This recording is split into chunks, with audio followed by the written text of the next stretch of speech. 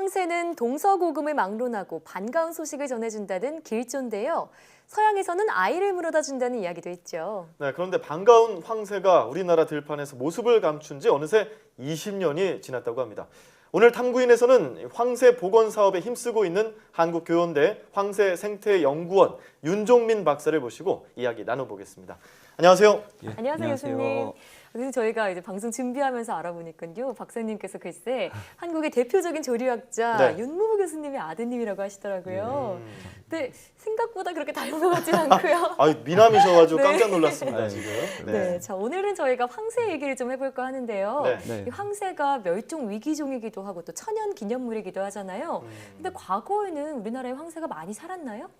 예, 그 과거에 신라 시대 때부터 이제 과거 기록, 역사적인 기록물을 보면은 우리나라 전국적으로 황새들이 굉장히 많이 서식을 했다는 그런 기록들이 많이 있는 걸로 봐서 과거에 우리나라에 황새들이 굉장히 많았고, 그리고 그 황새들 같은 경우에 그러니까 제가 태어나기 전에, 제가 74년생인데 제가 태어나기 이전 그 시대에는 그 러시아에서 번식하고 우리나라에서 월동하는 황새들뿐만 아니라 우리나라에서 사계절 살던 그런 텃새인 황새들까지 그 수가 굉장히 많았다고 합니다. 근데 1971년도죠. 그 충북 음성에서 그 마지막 황새 한 쌍이 이제 발견이 되면서 그 황새들의 수가 굉장히 많이 줄었다는 것도 인식이 됐고, 그리고 그 황새 중에 수컷 황새는 이제 그 사냥꾼에 의해서 사살이 되고, 암컷 황새가 94년도에 이제 서울 동물원에서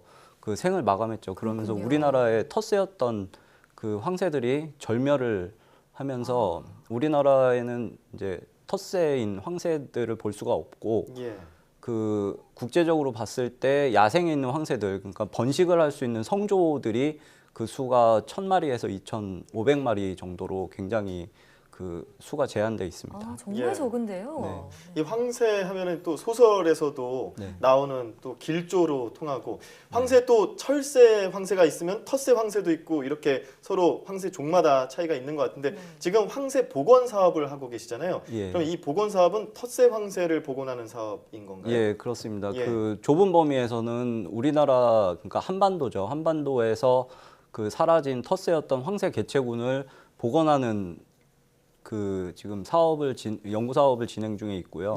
어떻게 진행되고 있나요? 네, 1994년도에 이제 마지막 황새가 우리나라에서 사라지면서 1996년도부터 그 한국교원대학교에서 그 러시아, 독일 그리고 일본에서 그 황새들을 그 수입을 하면서 총 38마리 황새들로 이제 인공 증식을 하고 사육 개체군이 그 안정화되면서 그 현재까지 뭐 150여 개체까지 그 사육 개체군이 설립되어 있습니다. 그리고 이 황새들은 다시 자연으로 돌려보내는 역할을 하고 있죠. 이것을 이제 뭐 방사라는 단어를 쓰기도 하는데, 이제 연구자들은 재도입이라는 말을 쓰는 거죠. 재도입이요? 예, 다시 그 야생 동물을 다시 자연으로 돌려보낸다는 재도입이라는 용어를 쓰고 있죠. 그래서 2015년도에 이제 그 황새들의 과거 번식지였던 곳 중에 하나인 충남 예산군에서 그 재도입을 시작했고요. 2015년도에 8개체, 그리고 2016년도에 7개체, 그리고 올해 2개체를 방사를 했죠. 그리고 굉장히 그 경사였던 것이, 이 중에서 그 작년부터 야생 황새들이 짝을 맺고 번식을 하기 시작했죠. 그래서 작년하고 올해까지 해서 4개의 둥지가 생겼고, 그리고 그 둥지에서 총 11마리의 그 황새 유조들이 이제 이소를 하게 됐습니다. 황새 새끼들. 그렇군요. 보니까 2015년부터 그렇게 재도입을 하기 위한 노력이 되고 있는 거 보면 생각보다 그렇게 오래되지는 않은 것 같은데, 근데 이렇게 많은 노력을 들여서 많은 분들이 연구도 하고 계시고 황새를 좀 복원하고 자연으로 돌려보내기 위한 노력을 하고 계시는 것에 대해서 일부에서는 왜 굳이 그렇게까지 하느냐 이렇게 생각하는 분들도 계실 것 같아요. 이 황새를 복원하는 일이 왜 중요한 건가요? 예, 사실은 그 황새 복원을 왜 하냐, 거기에 대한 답하는 것이 사실은 그 가장 어려울 거라고 생각을 하는데요. 그 일단은 생태학적인 측면에서는 과거에서 사라진 그 황새, 텃세 개체군을 다시 복원하는 데 네. 의미가 있고, 그리고 이 국내에서 사라진 그 개체군 같은 경우에는 우리나라 국가 생물 자원의 다양성을 증진시키는 것 중에 하나가 되겠죠. 네. 그리고 황새 같은 경우에는 과거부터 뭐 일본도 같은 경우고요. 그 인간의 농경 사회와 굉장히 밀접한 관계에 있었습니다. 그래서 황새 서식지를 복원하는 것은 그 농촌 환경에서 살고 있는 사람들의 해충들을 잡아먹잖아요. 그쵸. 황새가. 예. 그런 것도 그거는 있고 환경의 긍정적인 질을 것도. 이제 개선하는 데 중요한 지표로 사용될 아하. 수 있기 때문에 네네. 그 복원의 의미는 굉장히 넓다고 말씀드리고 싶습니다. 네. 예. 뭐 얼마 전에 또 그 고창에서 고병원성 AI 네. 확진이 나오면서 이 AI가 혹시라도 황새에 영향을 주는 건 아닌가 하는 우려의 목소리도 나오고 있습니다. 어떻게 보세요? 예, 지금 우리나라 전국적으로 봤을 때 겨울철만 되면은 이제 그 조류 독감에 대한 강도나 빈도가 굉장히 증가하는 것을 볼 수 있는데요. 예. 네.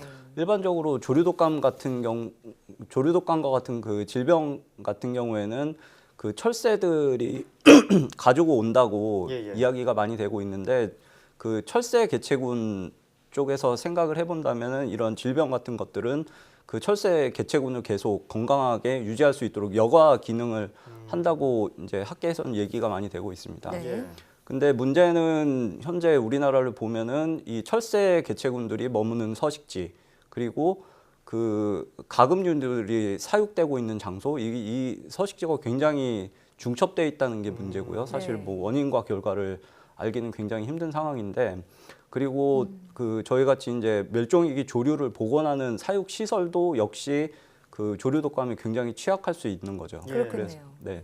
그래서 그 황새들 같은 경우에는 일단은 그 한국교원대학교하고 예산 황새공원하고 예. 지리적으로 분리가 돼서 사육 관리가 되고 있기 때문에 한 개체군이 무너져도 다시 재건할 수 있는 그런 그 기능을 가지고 있고, 네. 그리고 일단은 그 사육 시설에 출입하는 인원들 통제 잘 하고 방역 잘 해야 되겠죠. 그리고 그 조류 독감의 발원지가 그 사육 시설에 가깝다면 네. 공원을 폐쇄한다던가 이런 경우로 그 방어막을 이제 철저히 관리하는 것에 열심히 예. 노력하고 네. 있습니다. 네네. 아무래도 이런 AI 사태로 인한 피해가 없었으면 하는 바람인데요. 네. 그런데 이렇게 특수한 상황에서도 복원 사업을 진행하실 때 좀 여러 가지 어려움들이 있을 것 같아요.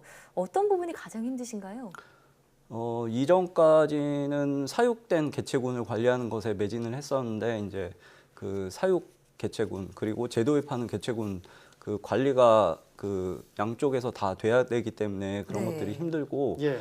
그리고 지금 작년부터 2015년부터 방사를 하면서 야생에서 이제 번식을 해서 새끼들이 나오고 굉장히 좋은 일이죠. 네. 근데 한편으로 연구자 쪽에서는 매년 그 재도입된 황새들 중에 한두 개체씩 지금 사망을 하는 사례가 있습니다. 그래서 네. 이런 것들을 그 관리를 해야 되는데 현재까지 5개체가 죽었죠. 그래서 뭐 항공기 충돌이나 뭐 감전사 이런 것들로 목숨을 잃게 되었는데, 그리고 또 2개체가 또 구조돼 가서 지금 그 치료를 받고 있습니다. 네. 그래서 그 재도입하는 황새들에 대한 위험 요소 이런 것들도 관리가 되어야 되겠고, 그리고 그 황새를 재도입할 때 그 등에 위치 추적기를 달죠. 예. 그 발신기를 다는데 현재 뭐 재도입된 황새들이 21개체 중에서 그 위치 추적이 되지 않는 황새들이 있습니다. 그 발신기를 전부 다 달지 않고 또그 혹은 위치- 발신기가 네. 고장 났을 수도 있죠. 그렇죠. 중간에. 그래서 그 중에 지금 한 40%가 위치가 파악이 안 되고 있는데, 이것들은 연구자들 그 능력이 바뀌죠. 그래서 그 황새들을 지켜봐주는 그 눈이 많아야 된다는 게 굉장히 중요합니다. 그래서 네. 국내에 보면은 뭐 2015년도 이후에 그 발신기 미부착 황새들의 제보율이 굉장히 낮습니다. 예, 그래서 예. 뭐 현재까지 약 뭐 10건에서 20건 정도 되는데, 그래서 황새에 대한 관심이 일단은 다른 나라에 비해서 훨씬 적은 편이죠. 네. 그런 것들이 우려가 많이 되고 있습니다. 일단 그 보시는 분들께서 아, 저 새는 황새다라는 게 있어야 되는데 황새인지 백로인지 잘 구분도 못 하시고 뭐 그렇게 되다 보면은 뭐 제보 같은 게 좀 떨어질 수도 있을 것 같고요. 네. 그것보다도 또 중요한 것이 황새가 그런 인간의 관심 밖에서 살더라도 이 자연 속에서 좀 건강하게 살 수 있는 그런 환경이 조성돼야 될 것 같은데 이 부분에 대해서 어떻게 보세요? 일단 그 야생 동물들 같은 경우 가장 중요한 것이 이제 생존과 번식이죠. 예. 그래서 거기에 미치는 영향들이 무엇인지 이제 파악을 해야 되는데 황새들 같은 경우에 그 먹이가 사실은 굉장히 중요합니다. 예. 그래서 황새들은 그 논습지나 또는 하천에서 먹이를 구하는데 네. 이 논의 물이 수위가 뭐 낮아지고 높아질 때마다 이제 하천에서도 먹이를 먹고 하는데 문제는 이 논에 사실은 농사를 짓기 위해서 농약을 많이 사용하고 있습니다. 현재까지도 그렇죠. 우리나라 대부분 농가에서 농약을 사용하고 있는데 예. 뭐 농약을 쓴 논에도 사실은 먹이가 있죠. 근데 네. 이런 먹이들을 황새들이 계속 먹게 되고 그리고 차후에는 이제 생존에 이제 위협이 될 수 있는 요소가 굉장히 많습니다. 그래서 예. 뭐 농업인들에게 농약을 쓰지 마라 뭐 이렇게 얘기하면서 이제 죄인으로 만들 수는 없고 그럴 수 네. 없죠. 그 농촌 사회가 가지고 있는 경제적 사회적 문제를 네. 함께 고민하고 해결책을 찾아야 되겠죠. 그리고 두 번째 번식 쪽에서 말씀을 드리면 황새들 같은 경우에는 3개월 동안 알을 낳고 새끼를 키웁니다. 둥지에서. 그래서 이 둥지가 바닥이 아니라 이렇게 높은 나무에서 뭐 약 15m 되는 높이의 둥지를 짓고 번식을 하는데 사실은 우리나라의 한국 전쟁 이후에 그 오래되고 키가 큰 나무들이 많이 사라졌습니다. 그래서 황새들이 번식할 수 있도록 높이가 약 15m 정도 되는 그 인공 둥지탑을 설치해 주어야 합니다. 그래서 여기에는 이제 뭐 그 주민분들의 협조도 필요하고 네. 그리고 지자체의 뭐 역할 그리고 뭐 기업들에서 이제 지원을 해주고 이런 많은 분들의 단체들의 그런 도움이 필요한 실정입니다. 네, 참 쉽지 않은 일이겠지만 이 황새복원 사업을 위해서 많은 분들의 노력과 도움이 필요하겠습니다. 자, 지금까지 황새생태연구원 윤종민 박사와 말씀 나눠봤습니다. 고맙습니다. 네, 감사합니다.